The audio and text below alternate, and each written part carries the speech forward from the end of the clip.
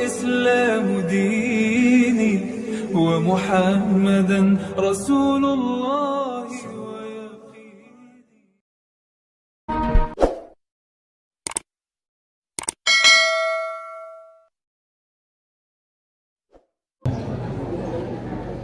Di pagi hari ini kita sama-sama menghadiri acara yang dimana acara ini bagian daripada syiar Islam dan sunnah baginda Nabi Muhammad SAW, dikenal dengan nama Aqiqah.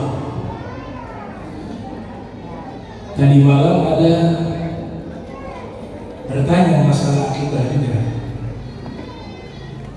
Ada seorang ustazah dan ustaz mengirim WA kepada saya bertanya bagaimana hukumnya mengakikahkan orang tua. Ini uniknya, orang tuanya sudah meninggal tapi belum pernah diakikahkan oleh orang tuanya. Orang tuanya meninggal, anaknya ini secara finansial mampu. Ini pertanyaan yang sangat menarik dan memang perlu kita ketahui bahwa akikah ini sunnahnya itu kepada orang tua untuk anak. Jadi yang sunnahnya itu dalam mazhab Syafi'i, anak yang baru lahir 7 hari disunahkan akikah, kalau tidak bisa 7 hari tambah 7 lagi 14, nggak bisa lagi tambah 7 lagi 21. Itu disebutkan oleh Ibnu Hajar Al-Haytami dalam kitab Al-Manhajul Qadim. Tapi kalau lebih juga tidak masalah, cuma waktu afdalnya itu 7, 14, 21. Nah nanti sudah lewat dari situ, sudah tidak disunnahkan kepada orang tua, mau bikin silakan, tidak bikin tidak apa-apa. Nah tapi sekarang kasusnya berbeda. Orang tuanya ini yang mau diakikahkan oleh anaknya,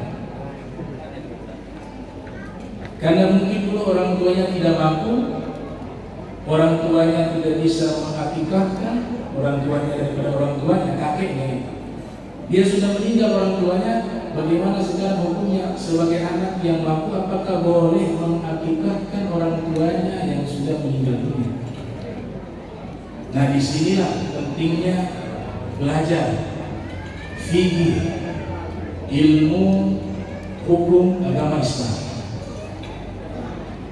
Ada satu kitab ditulis oleh Syekh Abdullah bin Abdurrahman Al-Fadl, lahir tahun 850 Hijriah, wafat 918 Hijriah. Nama kitabnya Al-Mukhtasar As-Saghir. Kemudian disyarahi oleh Imam Romli yang lahir tahun 919 Hijriah, wafat 1004 Hijriah. Nama kitabnya Al-Fawaid Al-Mardiyah. Kemudian beliau tulis lagi kitab namanya Mukhtasar Kabir, ringkasan yang besar, disyarahi oleh Ibnu Hajar Al-Haytami yang lahir tahun 909 Hijriah, wafat 974 Hijriah. Dulunya Al-Manhajul Qadim. Al-Manhajul Qadim disarahi lagi, sebutnya Hawashi, oleh 3 ulama. Yang pertama ulama asal Nusantara, namanya Syekh Mahfud Ad-Darmasi, asal Pacitan, jadi guru besar di Makkah, menulis kitab Hasyiyah Ad-Darmasi. Kemudian disyarahi juga oleh Syekh Muhammad bin Sulaiman Al-Qurdi, nama kitabnya Al-Mawahid Al-Madaniyah ala Syarh Al-Muqaddimah Al-Hadramiyah.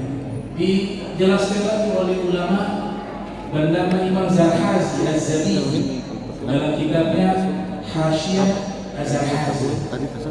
Dikumpulkan oleh seorang dokter ahli fikih di zaman kita 3 kitab tersebut, namanya Dr. Muhammad Abu Bakar Badir. Digabung 3 kitab itu menjadi 1 kitab. Judulnya adalah Hadaiqun Na'im bi tahqiqi ta'liqati fuqaha thalathati ala manhajil qawim. Nah, dari semua kitab ini ketika menjelaskan bagaimana hukumnya orang tua yang sudah meninggal diakikahkan oleh anaknya. Beliau katakan di sini, kalau orang tuanya memberikan wasiat, wahai anakku,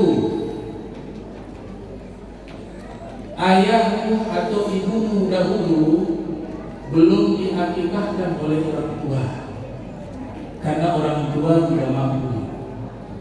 Sekarang engkau sudah mampu, engkau punya uang, ayah wasiatkan kepadamu atau ibu wasiatkan kepadamu, kalau nanti saya meninggal dunia, tolong diakikahkan.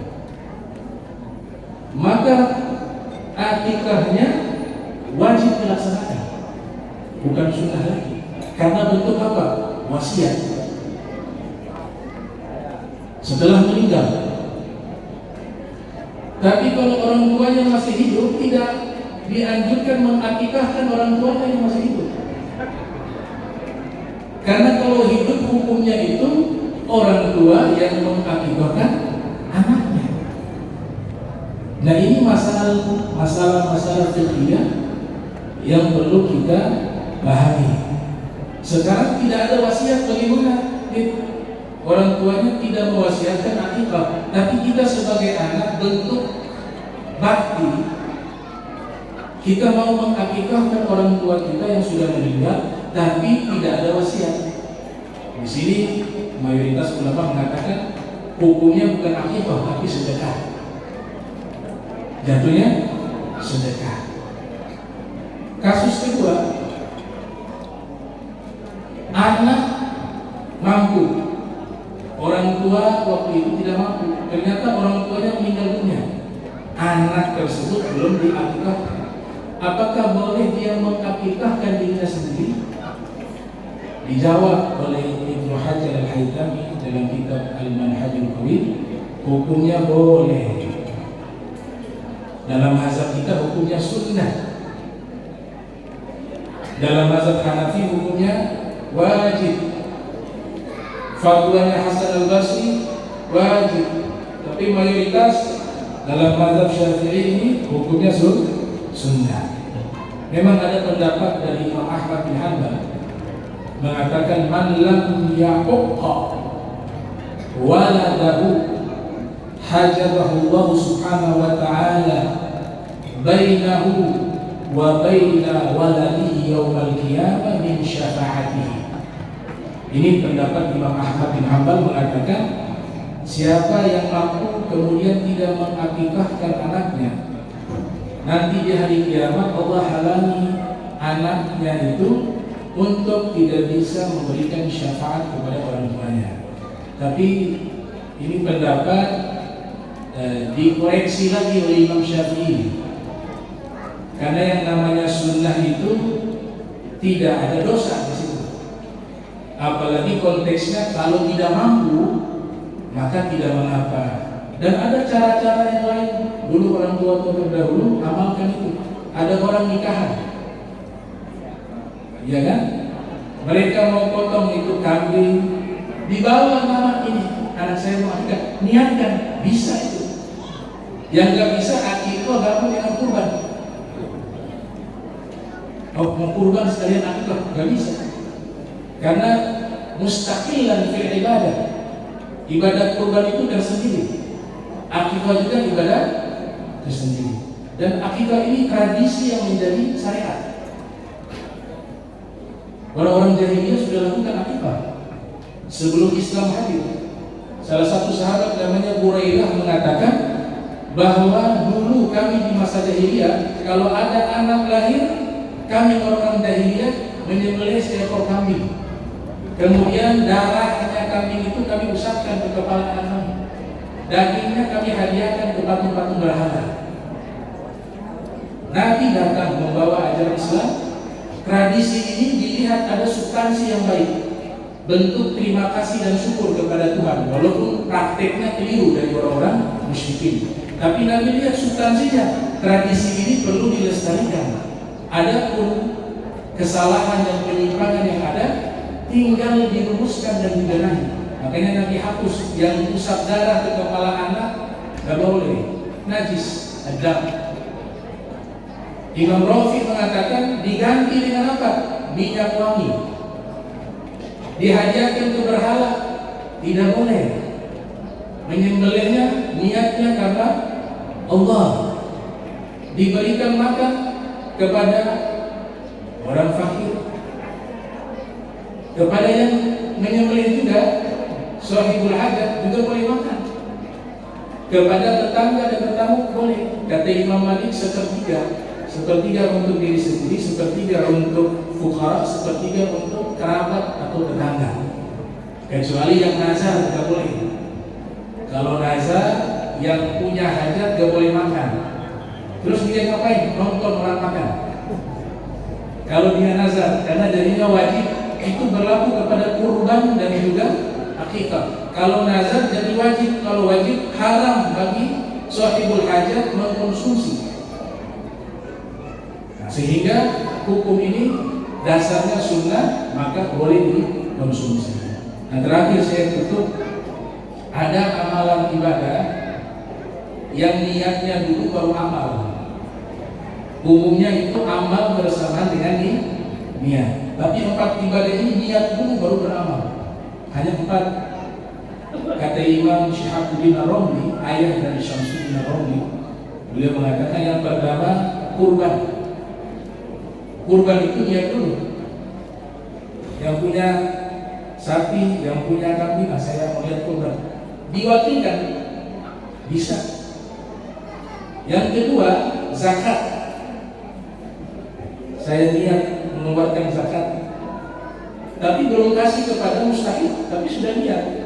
Padahal dihitung zakat itu sudah dilakukan ketika harta kita, zakat kita sudah diserahkan kepada asnaf thamaniyah, golongan 8 itu yang disebut di surat At-Taubah ayat 60, fuqara wal masakin ila akhir.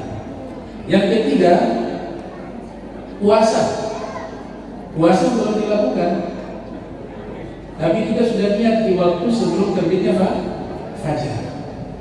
Padahal lakukannya di waktu nanti sudah mulai subuh gitu, berlangsung sampai tenggelamnya matahari. Dan yang keempat kafarat. Kafarat juga niat terlebih dahulu baru beramal. Nah, terakhir ini kalau di Halmahera itu senangnya sapi. Kalau kambing kurang minat. Apakah boleh di konvensi akikahnya kita ganti dengan sapi? Ya silakan saja kalau duitnya banyak. 1 ekor sapi bisa digabung akikahnya dengan 7 orang anak. Dalam mazhab Syafi'i boleh kias kepada kurban. Kurban 1 ekor sapi bisa 7 orang. Maka dalam mazhab Syafi'i dibolehkan sapi 1 ekor 7 orang anak. Sisa patungan saja, satu kampung itu punya anak, kita patungan. Ini syariat mempermudah kita. Tapi kalau kambing afdal minal baqar, kata Ibnu Rushdi dalam kitab Bidayatul Mujtahid. Tapi kalau kambing lebih afdal daripada sapi. Kenapa? Karena fa'alahu Nabi sallallahu alaihi wasallam. Karena yang Nabi praktekkan itu kambing. Daba'a kabsha lil Hasan wal Husain. Nabi menyembelih seekor bagi Hasan dan Husain. Ini seekor. Ada khilaf mengatakan maknanya adalah 1 anak laki-laki, 2 ekor kambing. Tapi kalau tidak mampu seekor juga boleh. Ada yang mengatakan hukum ini sudah dimansuh dengan hadis yang baru. Awalnya 1 ekor anak laki-laki, Imam Hasan 1 ekor, Imam Husain 1 ekor. Tapi nanti waktu berjalan Nabi katakan lil gulam syatani walil jariyah syah. Bagi anak laki-laki 2 ekor, anak perempuan 1 ekor. Nah, ini berkaitan dengan hukum akikah. Mudah-mudahan kita bisa mensyiarkan sunnah ini. Ya, kita isi semua acara dengan sunnah baginda Nabi Muhammad sallallahu alaihi wasallam. Allahumma ja'alna hadza ma'ruma wa tafarraqna min ba'di tafarraqa ma'suma wa la taj'alna wa la minna shay'an ma'ruma. Subhanaka wa bihamdika asyhadu an la ilaha illa anta astaghfiruka wa atubu ilaik wa a'udzu minkum. Wassalamualaikum warahmatullahi wabarakatuh. الله ربي والإسلام ديني ومحمدا رسول الله